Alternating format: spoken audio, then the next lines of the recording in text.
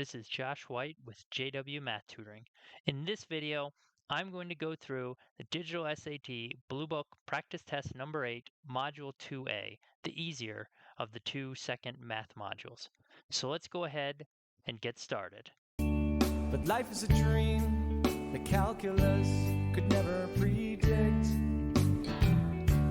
Just before I get started on this Bluebook Practice Test 8, Module 2A, math section, the easier of the 2 modules, just want to mention a couple things. First, of course, if you like this video, please do give it a thumbs up, subscribe to my channel, and sign up for notifications. Second, I don't think it's going to be an issue with this video in terms of running past the allotted time, but I do like to show as many methods as possible to solve some of these problems. So in the event that this would somehow run past 35 minutes, just be aware that you don't need to show all of those methods when you're actually completing an official test.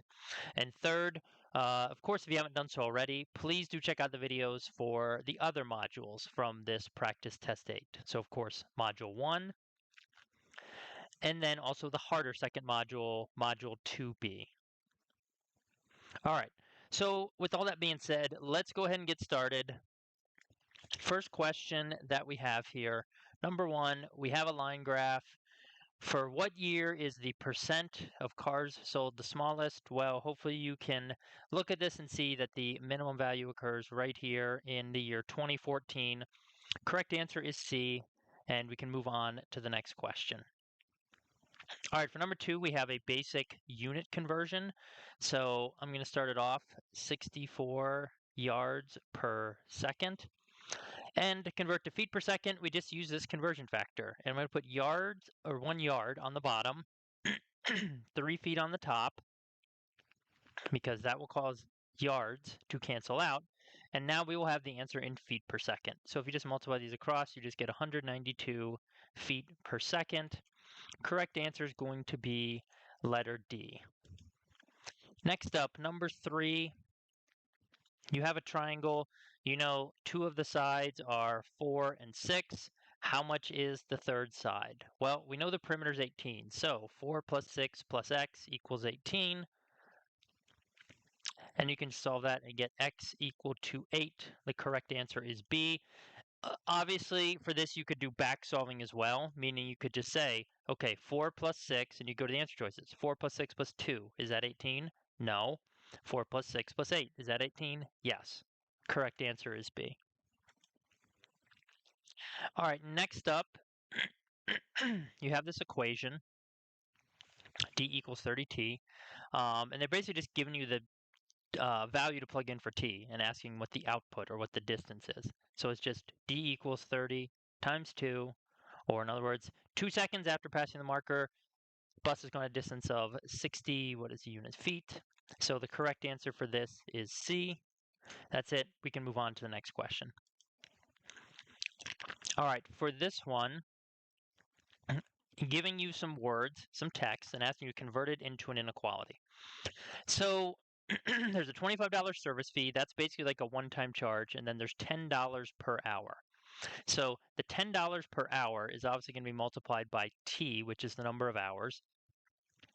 Then you also have the service fee. So that's going to give us our total cost. And since we want to spend a maximum of 75, that means we need the total amount spent to be less than or equal to 75.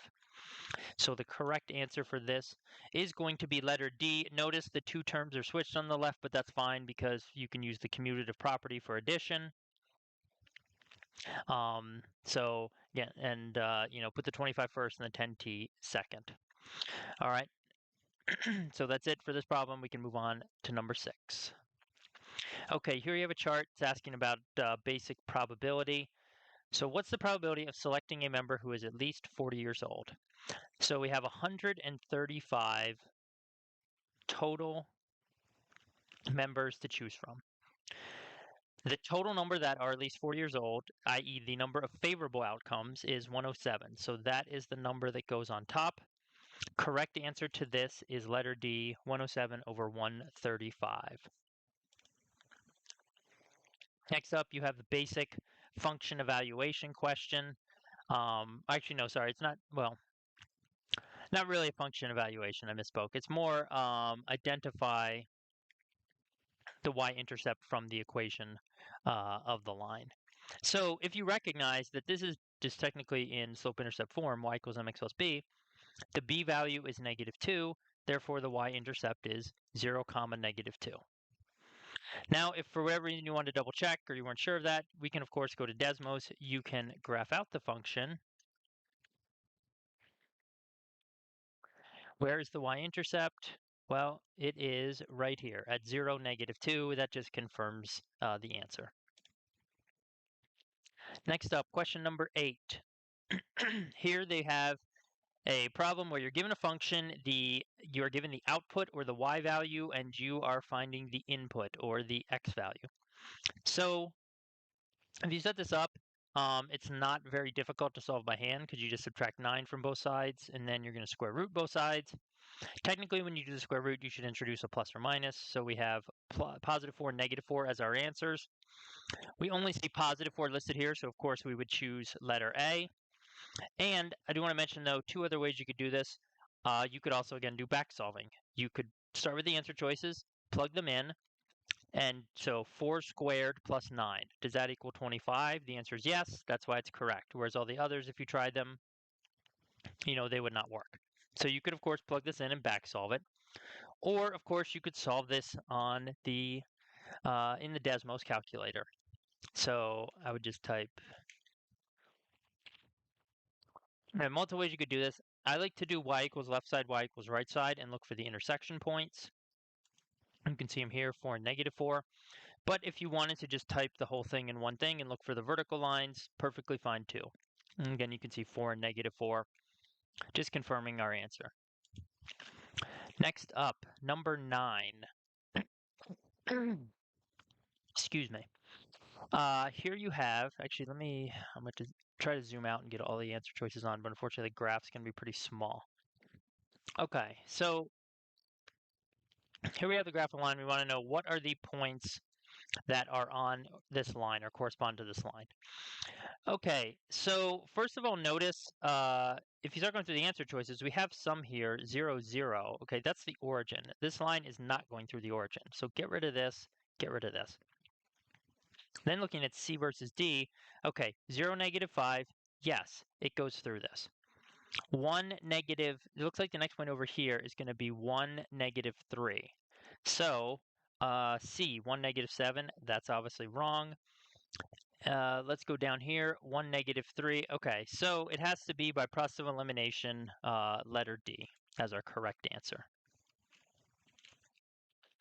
Now, you could also, you could go to Desmos and you could plot, like you could start going through the answer choices and you could plot some of these points and see, do they match? Do they make a line here? And you could I guess you could plot the 3 points in A, do a linear regression and see if that line matches. Then it doesn't. So then you could do it for B and it won't match. And then you could do it for C. I think that's, more work than is necessary, but that is an option that you could use as well. Zoom out to the default view just before we go to number 10. All right, here we have a basic geometry problem involving some parallel lines. So, multiple ways to think about this. One way is you could say that this angle is going to be 70 degrees because these two angles here are supplementary. They form a linear pair, form a straight line. And then x and 70 are corresponding angles. Therefore, x has to be equal to 70, which is what the correct answer is. Alternate way to think about this is to note that 110 and this angle are same side interior angles. So they add up to 180. They're supplementary. So this would be 70. And then x and this 70 degrees are vertical angles, which are congruent. Therefore, x is going to be 70. So however you want to think about it, x has to be 70, as the answer. Next up, number 10, what is the mean of all of these values? So you could add these all up and then divide by the number. I'm not going to bother writing them all out, but there are 10 values here. If you add them up, you get 90. You divide that by 10, you get 9. So the mean is 9. However, we can also just go to Desmos, and it'll just calculate the mean for us, just putting in all the values in the order they're given. They do not need to be arranged in either ascending or descending order. There we go. The mean of all the values there is just 9, and that confirms what I got just by adding these up, ahead of time on my notes.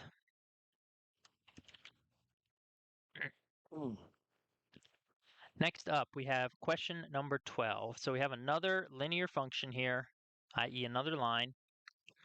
They want to know what the value of b is, given that this line, really what this is telling you is it goes through the point 728. So if you plug those values in, 28 in for f of x, 7 in for x, okay, and you solve it out, well, b is just equal to 0. So this line goes through the origin because the y-intercept is 0 or 0, comma 0 in coordinate form. Alternately, you could do this in Desmos. So all we'd have to do is create a table, put in the 728 point, and then just do our linear regression y1 tilde 4x1 plus b, and then it tells us here that b is 0. So again, this is how you could do the entire problem in Desmos. Next up, we have a single variable equation, and they want to know what the value of 16x plus 8 is. So a couple things. All right, the quickest way to solve this is to note that this expression is equal to 4x plus 2 times 4. So in other words, you throw a 4 out here, and so if you do on the left side, you have to do on the right side, and then distribute it, 16x plus 8. Well, that's what we want to know is equal to what value. So that just equals 48, and the correct answer is B. Now, if you didn't recognize that and you solved it out, that's fine. You're going to get 4x equals 10 divided by 4. X equals basically 5 over 2. And then you just do 16 times 5 over 2 plus 8. This, again, can all go in the calculator. I'm just do it by hand. 2 cancels out with 16, which makes 8. 8 times 5 is 40. 40 plus 8 is still 48. Same answer. And of course, since it's a linear equation, single variable, we could just go to Desmos and solve the problem entirely in there. So let's say we did 4x plus 2 equals 12. Okay, what's the answer? It is 2.5. So now I would just do 16 times 2.5 plus 8 right there. Correct answer is 48. Again, that's how you can do it entirely in Desmos. All right, now we have a system of equations, and it wants to know which of these is a value for x for an intersection point between these two equations. The top one's a horizontal line, bottom one is a quadratic function or a parabola. So if you're going to do this by hand, it's actually not that bad. You could just replace the y here with 76. And then since this only has an x squared and doesn't have an x term, you can just get the x squared and the number term on separate sides and then just use the square root principle. Don't forget the plus minus. So x is equal to positive or negative 9. All right, so I see negative 9 here. That's my correct answer. Of course, we can go back to Desmos to solve this. I'm just going to have to zoom out because of the y equals 76, but you just graph each equation. All right, where are the solutions, i.e. the intersection points? So we have this, and we have this. So positive 9 or negative 9. We're looking at the x values here. So, okay, we only see negative 9, obviously, so that is our answer. Next up, we have another system of equations. And for this one, again, it's not that difficult to solve because this can just be substituted in for y. So 4x plus negative 3x equals 15. 4 plus negative 3 is just 1. What does x equal? X equals 15. Now, just like the last problem or like the last, 3 or 4 problems, let's go back to Desmos, show you how it's done in there.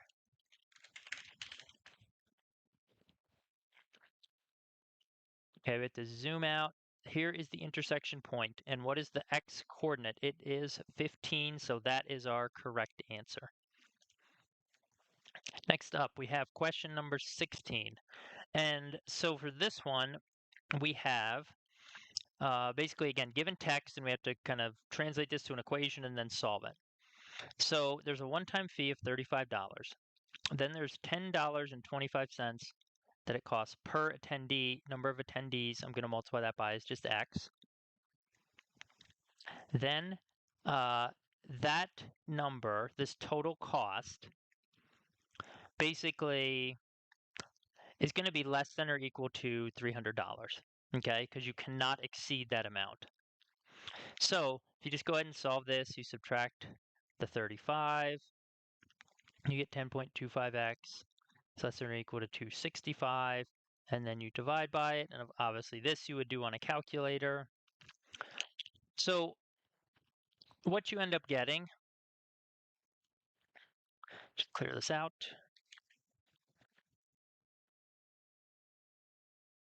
is 25.85, okay? So since obviously attendees, i.e. people, for this party only come in whole numbers, you can't have like a decimal part of a person, the maximum number of people that can attend it without exceeding the budget is just going to be 25. Basically, you're looking for the largest integer value, which is less than 25.85, and so that is just 25.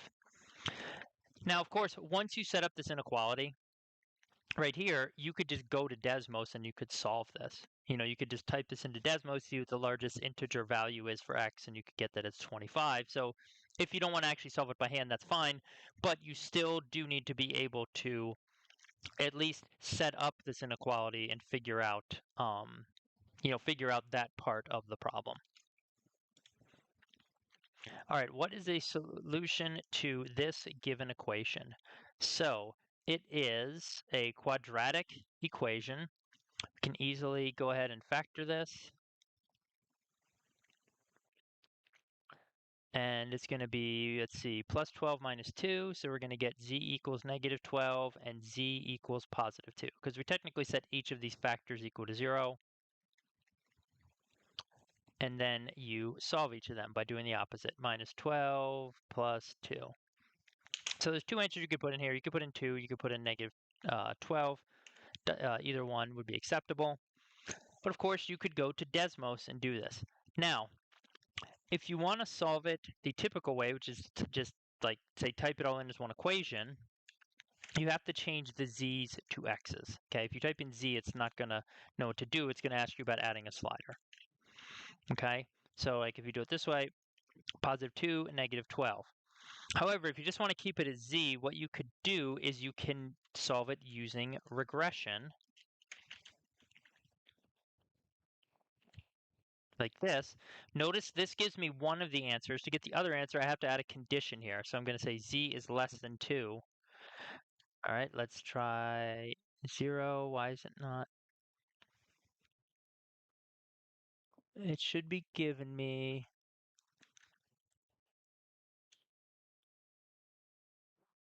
the other. I'm trying to. Adding a condition is what we should do in order to get the negative 12 value. There. I don't know why I had to go all the way down to negative 5. Yeah, see there. Now it's weird that like negative 2 doesn't work, but if I go negative 3, then because negative 12 is the one that you want. But again, technically you only need one value. So just you can do it this way and just take the 2 from there. But that's how you could solve it using regression as well. All right, next up we have an exponential function. They're basically asking what the form of this equation is going to be. So the initial amount in an exponential function is always going to go in the front before the base. So right off the bat, this is gone, this is gone. Okay, now the account balance is increasing. It's starting at 36,000. It's after 13 years, it's going to 68,000, whatever. So it has to be A. Okay, D is going to be a decrease in account balance because it's multiplying by a number 0.05, which is less than 1. So every year the amount's going to get smaller. So this one just has to be A as the correct answer. But of course, you could also just confirm that. Basically, you could just back solve this. Go to Desmos. You can type in each of the answer choices. Plug in 13 for T. I put the comma in, which Desmos doesn't like. All right, and you see here, do I get $68,071.93? And the answer is yes. All the others you're going to get a different number. You're not going to get the $68,071.93. So you could backsolve this just by plugging that 13 into all the answer choices and seeing which one matches. All right, 19. Here we have a problem where you have an equilateral triangle. Okay, each total perimeter is 624. So if you divide that by 3, you're going to get each side being 208. So we have 208, 208, and then down here the whole thing is 208. However, the key to this problem is when you draw the height, down here, it splits the equilateral triangle into two congruent triangles. Therefore, this is going to be 104, this is going to be 104. Also, this is 60 degrees, this is 60 degrees. This is 30, this is 30. So now, and then this is k root 3 basically. So if you know your special right triangle rules, what you would notice is that 104 is across from the 30. So this is the short leg. To get to the long leg, which is the height, which is the k root 3, you take the short leg and you multiply it by root 3. So in other words, 104 root times root 3 is equal to the height, which is k root 3. Therefore, k equals 104. Now, if you weren't sure about that, if you don't know your special right triangle rules, but you remember Pythagorean theorem, you could also look at it this way. You could also say, well, 104 squared plus k square root 3 squared. I'm basically entering the Pythagorean theorem equation in, and I'm going to do regression now. That's what I have to do because I'm using k. That's just equal to 208 squared. So what is the value for k that makes this equation true? Well, it has to be 104, and that's how you could get your answer. All right, next up, we have a problem with the circle. We have some chords intersecting inside the circle. So we know the total circumference is 144 pi. And we also know that basically arc PS is twice the length of arc PQ. So it's like this is 2x and this is x. And the other thing that happens to be true is that this arc is 2x and this arc is x. And the reason is because these are diameters. So this angle is congruent to this angle, therefore their arcs, like basically, this arc will be congruent to this arc, and same thing for the top and the bottom ones. So essentially what you set up is 144 pi, which is all the way around, is equal to 2x plus 2x plus x, or eventually you get 6x. And then when you go ahead, get rid of this, and divide by 6, for x you are going to get 24 pi.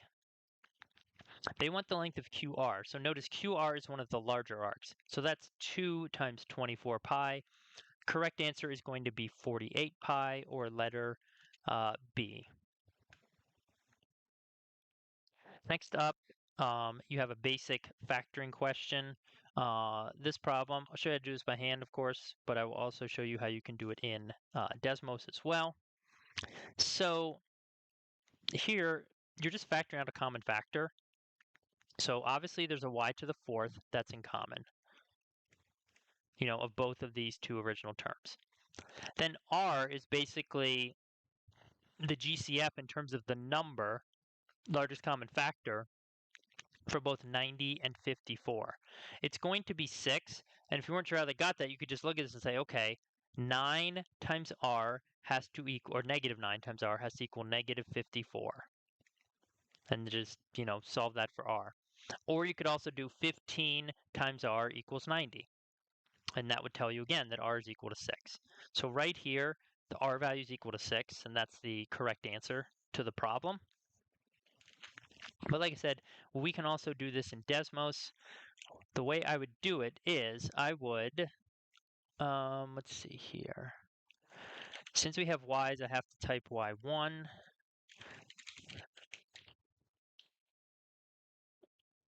and make that y1. Okay, and then I'm going to use regression. I'm going to set basically the two expressions equal to each other. Make it y1, 15y1 minus 9. And now what I have to do, notice it's already giving me the correct value. It's already telling me that r is 6. But technically what you do need to do is you need to define y1 as a list and put some values in it, because you want the value of r that is true for every value of y. You don't want it to treat y as a constant, which r is. You want it to treat y as a variable. So right here, this is how you could type the whole thing in Desmos and just get r equals 6. Next up, last question, number 22. We have a right triangle, which is 43.2, and we have its hypotenuse 196.8. How much is the other leg of the triangle? I mean, first of all, it's probably not going to be A. It's definitely not going to be D because it can't be larger than the hypotenuse. So really, you're looking at like B versus C. So, it's A squared plus 43.2 squared equals 196.8 squared. So the thing is, since you have to go to the calculator and do these calculations all out, I'm just going to go back to Desmos and just do the entire thing in there using regression. A squared plus 43.2 squared, tilde sign, and then 196.8 squared. What's the value of A have to be? Well, it is 192. Letter C is the correct answer for this problem. All right, so I hope you enjoyed these solutions and explanations to Bluebook Digital SAT Practice Test 8 Module 2A, the easier of the 2-second modules. If you like this video, please do give it a thumbs up, subscribe to my channel, and sign up for notifications. Also, if you have any questions or comments or alternate solution methods, please do feel free to leave them in the comments below this video. And as I mentioned earlier, if you haven't done so already, check out the solutions to Practice Test 8 Module 1, and also the solutions to Practice Test 8 Module 2B, the harder of the 2-second modules.